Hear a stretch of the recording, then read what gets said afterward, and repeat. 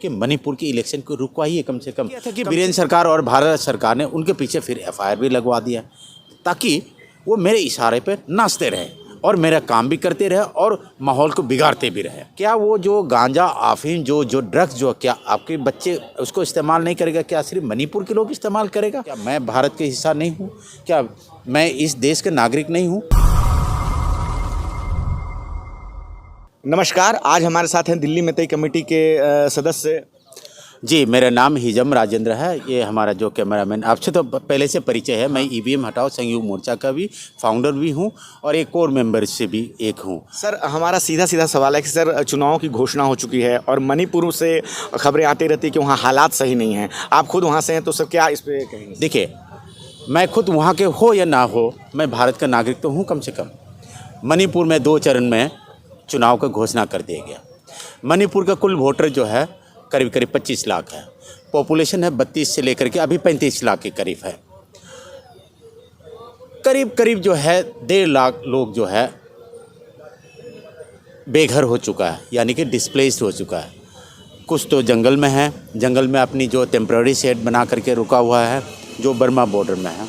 जो इम्फाल शहर से जो नज़दीक है वो रिलीफ कैंप में है, सरकारी मेहरबानी पर, यानी कि जो 5 केजी अनाज वाले हिसाब किताब पर। तो वहाँ पर जो है अकॉर्डिंग टू जो उनके घर की जो सदस्य के हिसाब से जो है उनको राशन पानी पहुँचाया जाता है, लेकिन वो हिसाब किताब से। अब देखिए कि 25 लाख पॉपुलेशन में अब 1.5 लाख 2 लाख जो है डिस्प्लेस्ड है। इस कंडीशन में क्या चीफ जस्टिस ऑफ इंडिया को भी संज्ञान नहीं लेना चाहिए कि भाई उस कंडीशन में इलेक्शन नहीं होना चाहिए करके?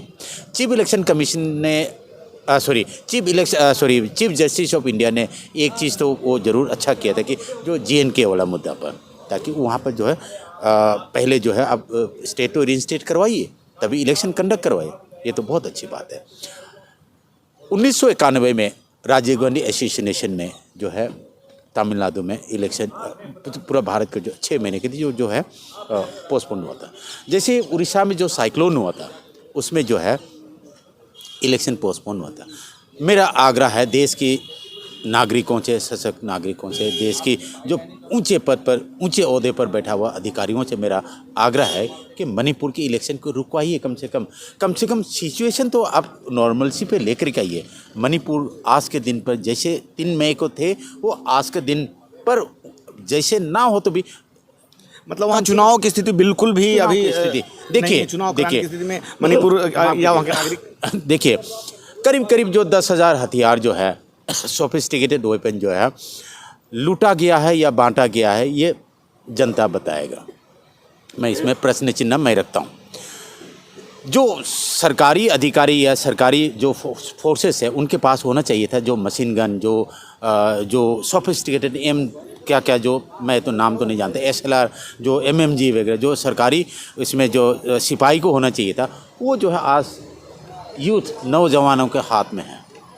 क्या किया था कि बीरेंद्र सरकार और भारत सरकार ने उनके पीछे फिर एफआईआर भी लगवा दिया ताकि वो मेरे इशारे पे नाचते रहे और मेरा काम भी करते रहे और माहौल को बिगाड़ते भी रहे।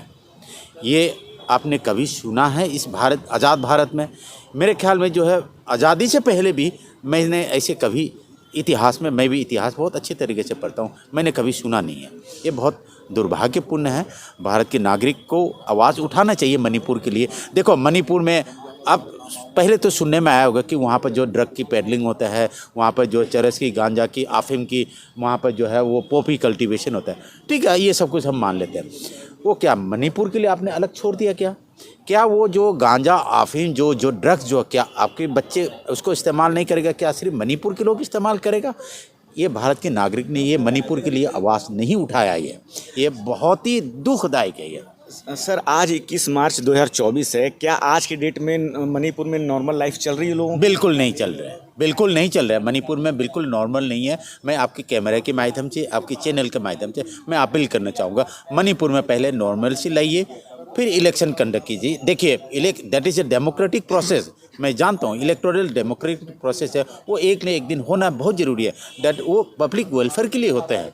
लेकिन ये आज की माहौल जो है एक इलेक्शन के लायक नहीं है, क्योंकि उसमें गन पॉइंट में अब इलेक्शन वोट दिलवाएगा बहुत सारे लोग। अब 10,000 हथियार पब्लिक के पास है, ये हथियार क्यों रखा गया है?